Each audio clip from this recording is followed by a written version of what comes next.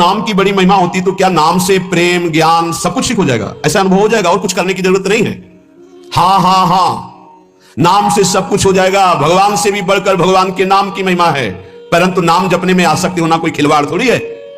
नाम जपने में आसक्ति होना ये बड़ी कठिन बात है, सबसे कठिन बात है। वो धन्य है जो नाम जप में लगे हुए हैं। इसलिए हर साधक से प्रार्थना करते हैं, कहीं भी किसी भी सेवा में आप हैं, हमारी प्रार्थना हमारी आज्ञा जो आप चाहें वो मान लें। शरीर से सेवा कीजिए, हृदय से एक सेकंड भी राधा वल्लभ श्री हरिवंश नाम नहीं हटना चाहिए। आप यहां पेट भरने के लिए नहीं आए हैं, आप यहां श्री जी की प्राप्ति के लिए आए हैं। तो शरीर निर्वाह के लिए शरीर के द्वारा सेवा और साधना उपासना अपने लक्ष्य की प्राप्ति के लिए अंदर से राधा वल्लभ लाल को हृदय ध्यान मुख नाम, बस निरंतरता इस बात में कान में डाल लो, चाहे कोई भी हो। अगर नाम जप नहीं चल रहा तो अधूरे हो, लंगड़े हो, आप यात्रा पूरी करने में गिर पड़ोगे, आप समर्थ नहीं हो पाओगे। अगर नाम जप चल रहा है और सेवा चल रही तो जय जय, दोनों टांगे मजबूत हैं, आप दौड़ के परमार्थ की मंजिल को पूरा कर लोगे। हां, नाम में आसक्ति होना बहुत कठिन है। ये आसक्ति कैसे होती बाबा? जबरदस्ती नाम जपने से। पकड़ लो, राधा राधा राधा राधा, मन कह रहा नहीं नहीं नहीं, राधा राधा राधा राधा, राधा वल्लभ श्री हरिवंश, राधा वल्लभ श्री हरिवंश। प्रारंभ में जो गुरुदेव ने मंत्र दिया था नैष्ठिक ब्रह्मचर्य में आगे का, गायत्री मंत्र के अलावा ज्यादा देर मंत्र में मन नहीं लगता है, ये सबका है अनुभव, देख लो। ज्यादा देर मंत्र में मंत्राकार वृत्ति तो बहुत अभ्यास की सिद्धि पर होती।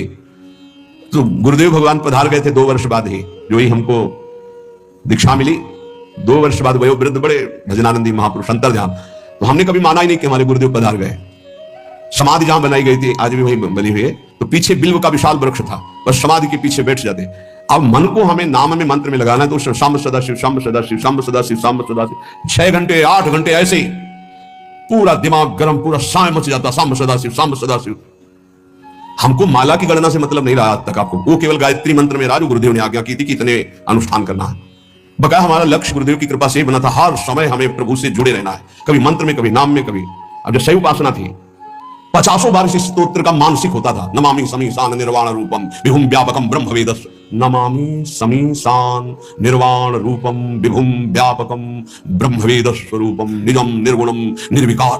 बस शब्दों का चिंतन, एक एक शब्द का चिंतन। तब ऐसे लगता, वायु चलती तो लगता मेरे महादेव मेरा आलिंगन कर रहे, शिव शिव शिव शिव हर हर हर हर। ऐसे हृदय की तरंगे भगवदाकार वृत्ति में परिणित होने के लिए जिद्दी स्वभाव, हट करके उसमें लगना। बाबा करें नाम में आसक्ति कैसे होती? हठ पूर्वक नाम जप करने से। माला में मन नहीं तो धर दो, माला शुरू कर दो, राधा राधा राधा राधा राधा राधा राधा राधा राधा राधा धन। जैसे वो भृंगी नाम का कीड़ा दूसरे कीड़े को भृंग ऐसे करके भृंगी बना देता है, हम अपने मन को कृष्णाकार करते हैं, भगवदाकार करते हैं। 1 घंटे 2 घंटे 4 घंटे लगे। जब हम कीर्तन में देखते हैं उत्साह पूर्वक कीर्तन, एक अद्भुत आनंद की उत्पत्ति होती। खुद आप देखिएगा जब आपके गले की नसें फूलने लगे, हाँ वैसे लड़ाई हो तो मोहल्ला जाने का, कीर्तन हो तो 12 बार जाना मुश्किल हो जाए, ऐसा नहीं होना चाहिए। उच्च स्वर स्तंभद सर्वदैव, ऊंचे स्वर से भगवान नाम कीर्तन करें। आपसे सत्य कहते हैं, क्यों ये बोल रहे हैं? क्योंकि विश्वास की कमी है, इसलिए महापुरुष कसम पूर्वक सत्य पूर्वक ऐसा बोलते हैं। यदि आपको संसार की आसक्ति नष्ट करनी है, दुखों से पार जाना है, तो आप नाम जप में लग जाओ और नाम जप में जबरदस्ती लगकर आसक्ति पैदा कर लो नाम की। बिना नाम की आसक्ति के काम नहीं चलेगा। सच्ची आसक्ति नाम में हो जाए, बस अपने आप आनंद मगन रहेंगे। नाम चल रहा है ना, आनंद मगन रहेंगे। बड़ी बड़ी दिव्यताएं नाम जप में हुई। कुछ राधा नाम सुनने को मिल रहा है, जपने को मिल रहा है, श्री कृष्ण की अपार कृपा से हो रहा है। आप समझिएगा, कुछ भी नहीं दुर्लभ। कर तुम अकर तुम अन्यथा कर तुम, सर्व समर्थ प्रभु को अधीन कर लेने वाला प्रभु का नाम है। इसलिए कहे जब नाम में सच्ची आसक्ति हो जाएगी तो आप फिर इसकी महिमा खुद देखेंगे। सर्वाश्चर्य में अपने बस की बात नहीं है, सच्ची मानिएगा। नाम सर्वाश्चर्य में है। नाम बिल्कुल जिनको विश्वास होगा। ये जो आप देख रहे हैं ये डायलिसिस शरीर को नहीं देख रहे हैं, ये राधा नाम का प्रताप देख रहे हैं। आपसे सच्ची कहता हूं, ये हमारी तपस्या नहीं, हमारी साधना नहीं है, ये हमारा शरीर नहीं है, ये हमारा कोई महत्व नहीं है, ये मेरी लाडली के राधा नाम का प्रताप है। जब तक सुनवाना चाहती है तो बैठे बैठे दहाड़ रहे हैं, और जिस दिन सुनवाना ना चाहेगी तो जैसे पुराना मकान ढह जाता है ऐसे ढह जाएगा।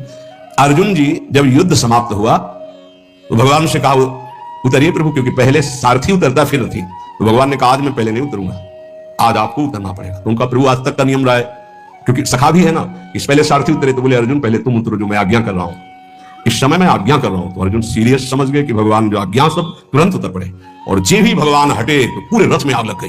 बोले प्रभु ये क्या, बड़े बड़े दिव्यास्त्र नहीं जला सके, वो आज युद्ध की समाप्ति। बोले हाँ, मेरे संकल्प के द्वारा हर दिव्यास्त्र अपना प्रभाव दिखाकर नष्ट हो जाए, लेकिन आपके रथ को मेरे संकल्प रूपी कवच ने बचा रखा था। आज युद्ध पूरा हुआ और आज मेरा संकल्प हटा तो भस्म तो कब हो चुका था।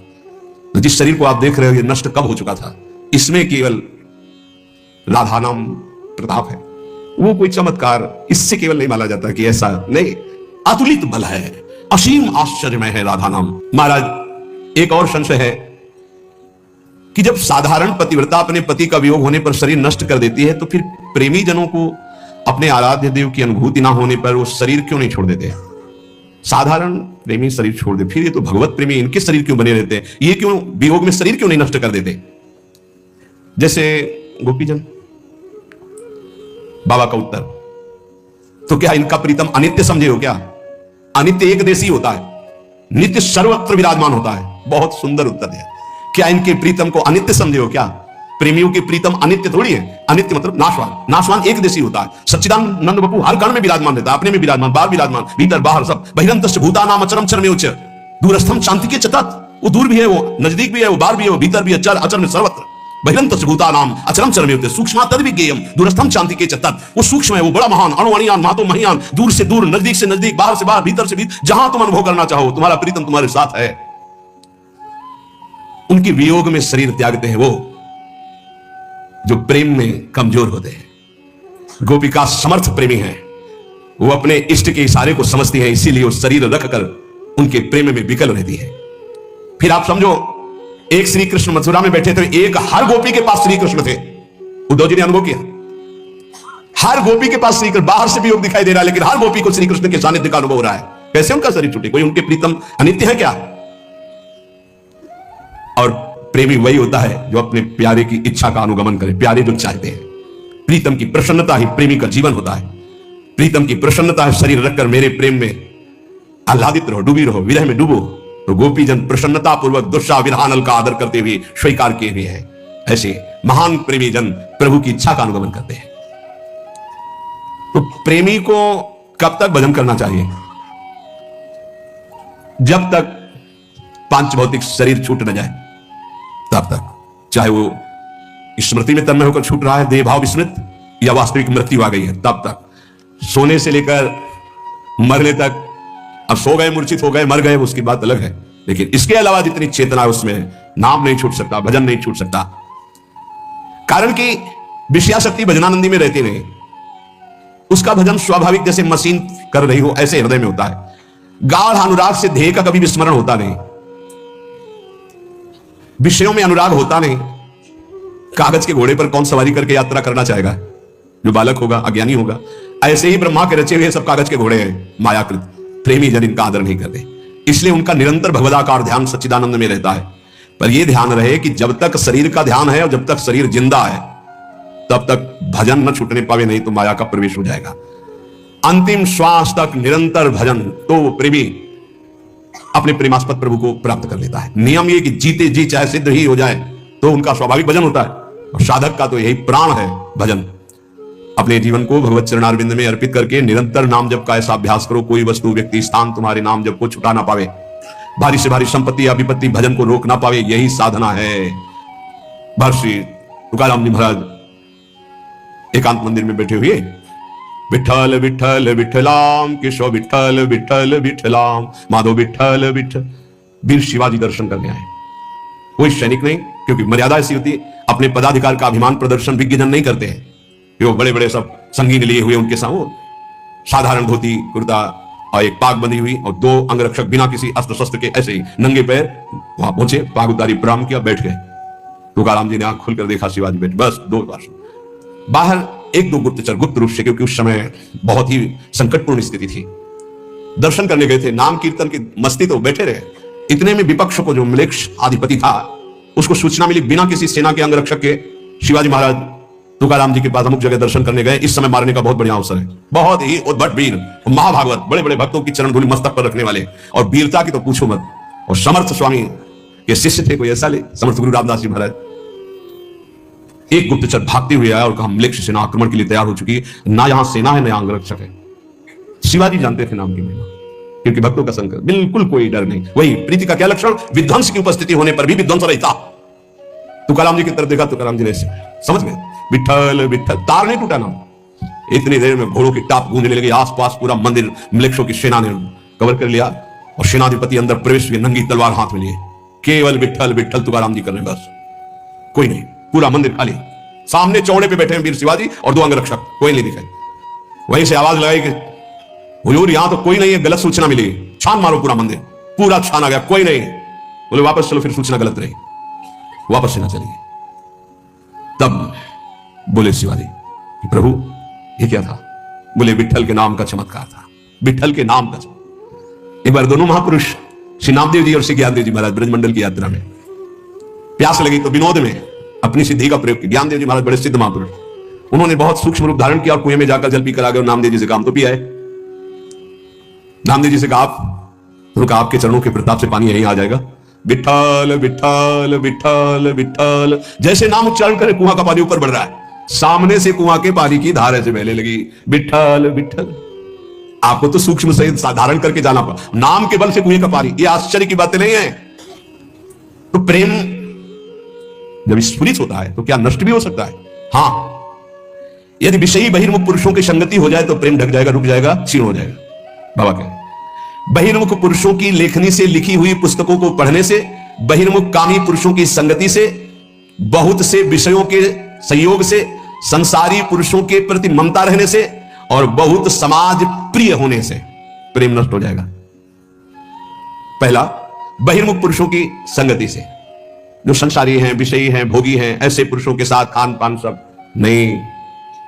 खान पान तो कीजिए रसिक मंडली माए, जिनके और उपासना तहां उचित ध्रुना है, मना करते हैं। ऐसे पुरुषों का संग, बहिर्मुख पुरुषों का संग, ऐसे जो बिल्कुल भगवत अनुराग से रहित है, कदापि किसी भी तरह इनका संग न किया जाए, नहीं तो पतन निश्चित है आपका। दूसरा, बहिर्मुख पुरुषों की बनाई हुई पुस्तकों को पढ़ने से, एक महत जन आए थे, बोले ये कुछ अनुभव है, पढ़ लीजिएगा ग्रंथ में। तो उनसे प्रार्थना की कि आपके आदर के लिए ले सकते हैं और रख सकते हैं, लेकिन स्वाध्याय नहीं कर सकते। स्पष्ट। क्यों? अब हमें जरूरत नहीं स्वाध्याय की, हमारे गुरुदेव ने जो दे दिया उसी से हमारे को समय नहीं है, तो हम और कुछ जानना नहीं चाहिए। जैसे कि हमको बिहारी जो जाना, हमें पता है हमारा रास्ता ये है। अब हम छठी कला से आगरा का रास्ता, दिल्ली का रास्ता, इधर का रास्ता, उधर का रास्ता, इनके किलोमीटर गिन के समय बर्बाद करने का हमारे पास समय नहीं है। बोले आप किसी को दे देना, आपका आपकी बहुत इच्छा रख दीजिए। स्पष्ट कि आप पढ़िएगा, हमारी अनुभूतियां, हमें आपकी अनुभूतियां नहीं, हमें अपने गुरुदेव की अनुभूतियों के अनुसार चलना है, अपने गुरुदेव प्रदत्त मंत्र और आराधना में तन्मय होना है। हमारे पास समय नहीं है आपकी लेखनी पढ़ने का। स्पष्ट ये हम इसलिए आपको कह रहे हैं कि आपको ये जीवन में उतारना है, कुछ भी मिला पढ़ने नहीं। बहिर्मुख पुरुषों के द्वारा बनाई हुई पुस्तकों को पढ़ने से प्रेम क्षीण हो जाता है। स्थिति प्रज्ञ महापुरुषों के वचन पढ़ने, वो भी इष्ट मिले और मन मिले, मिले भजन रस रीति, तहां निसंग कोई मिलिए तासों कीजिए प्रीति। तीसरा, बहुत साधन शास्त्रों का अभ्यास करने वालों से व्यवहार नहीं रखना चाहिए, बहुत अंतराय पड़ता है, बहुत अंतराय। अपने इष्ट के विरुद्ध बात होगी तो आपको असहनीय हो जाएगी, हृदय की स्थिति में क्षोभ पहुंचेगा, और अगर उनके अनुकूल चल दिए तो आराधना छूट जाएगी। इसलिए बहुत मिले वो संग नहीं, संग वही जो इष्टाकार वृत्ति करवा दे। कामी पुरुषों का संग, रागी पुरुषों का संग, ममता युक्त पुरुषों का संग का त्याग कर दे, नहीं तो प्रेम में बाधा खड़ी हो जाएगी। और बहुत समाज प्रिय बनने की चेष्टा, या वहां वहां दौड़ भागे सब, इससे प्रेम क्षीण हो जाएगा, जो पूज्य बाबा कह रहे हैं। ये ध्यान रख ले जीवन में कि जिस मार्ग में हम चले उसमें बहुत बड़ी बाधा है। बहिर्मुख पुरुषों की संगति, बहिर्मुख पुरुषों के द्वारा रची हुई बनाई हुई पुस्तकों के पढ़ने से, बहुत से साधनाभ्यासी शास्त्राभ्यासी इनका संग करने से, और कामी पुरुषों के संग से, और समाज प्रिय बनने की लालसा से साधन मार्ग छूट जाएगा, भजन मार्ग छूट जाएगा, प्रेम में कमी आ जाएगी। तो ये जो भक्त हैं, भाव में हैं, क्या इनको तत्वबोध नहीं है क्या? तत्व का ज्ञान?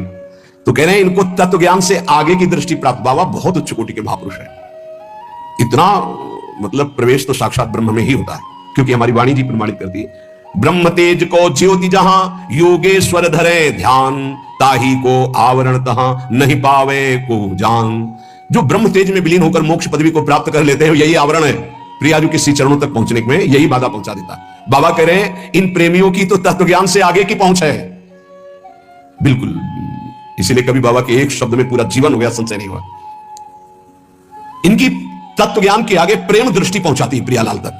धन्य है ये, इसी प्रेम दृष्टि को कहते हैं हरिवंश नयन, निरखी नयन हरिवंश। धन्य है। निकष कुंज ठाड़े भय भुजा परस्परं, श्री राधा वल्लभ मुख कमल, निरखी नयन हरिवंश। जो प्रेम दृष्टि से इस ब्रह्म तेज को पार कर गया है, उसे जो तत्व ज्ञान से आनंद प्राप्त होता है, ज्ञानानंद, उसको पीछे छोड़ करके वो प्रेमानंद के उत्कर्ष के लिए अद्वैत होते हुए द्वैत स्वीकार करता है। वह प्रेमानंद के उत्कर्ष के लिए अद्वैत स्थिति से द्वैत को स्वीकार करता है। यह द्वैत बोध के बाद का द्वैत है, बहुत ऊंची बात है, ये जनसाधारण नहीं समझ पाए। यहां विवेकियों की तरह, ज्ञानियों की तरह जड़ चैतन्य आत्मा अनात्मा का यहां भेद नहीं रह गया है। इसके आगे की बात है, वहां सब कुछ चिन्मय चिदानंदमय, उसका प्रेमास्पद चिदानंदमय, वो चिदानंदमय, वहां की सेवा सामग्री चिदानंदमय। तो बाबा ये सच्चे प्रेमियों की दृष्टि कैसी होती है? तो बोले जिनकी कोई दृष्टि नहीं होती उन्हीं को सच्ची दृष्टि कहते हैं। अब कैसे समझेगा? कोई दृष्टि ही नहीं होती है तो उनकी कोई दृष्टि नहीं होती, इष्ट की जैसी दृष्टि होती है वैसा उनकी दृष्टि हो जाती है।